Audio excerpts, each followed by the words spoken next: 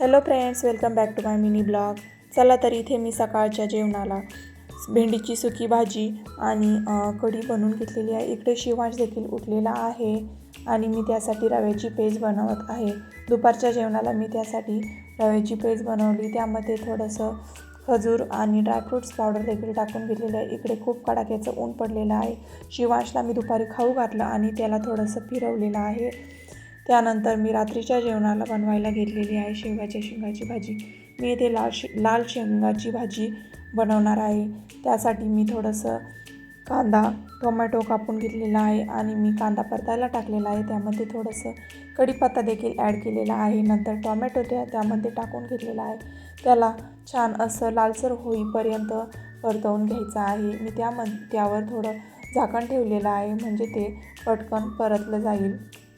इकडे मी त्यासाठी वाटण बनवायचं आहे म्हणून थोडंसं सुकं खोबरं, मिरची आणि शेंगदाणे देखील ॲड करून घेतलेले आहे. त्यामध्ये फुटाणे देखील घेतलेले आहेत.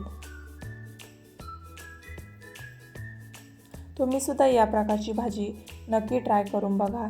आपण कायमच काळ्या शेवग्याच्या शेंगा खातो, पण या प्रकारच्या शेवग्याच्या शेंगा करून बघाल तर खूपच छान. त्यामध्ये मी थोडेसे मसाले देखील ॲड करून घेतलेले आहेत आणि त्यानंतर मी थोडंसं पाणी गरम करून घेतलं आहे. मी त्यामध्ये ते टाकून घेतलेलं आहे. शेंगा देखील मी त्यामध्ये ॲड केलेल्या आहे. शेंगा मी आधी शिजवून घेतलेल्या होत्या.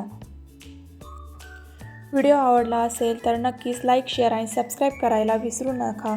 इथे मी थोडंसं मीठ देखील त्यामध्ये ॲड करून घेतलेले आहे. आणि चला, आपली भाजी तयार झालेली आहे. चला भेटू नेक्स्ट ब्लॉगमध्ये. Bye bye.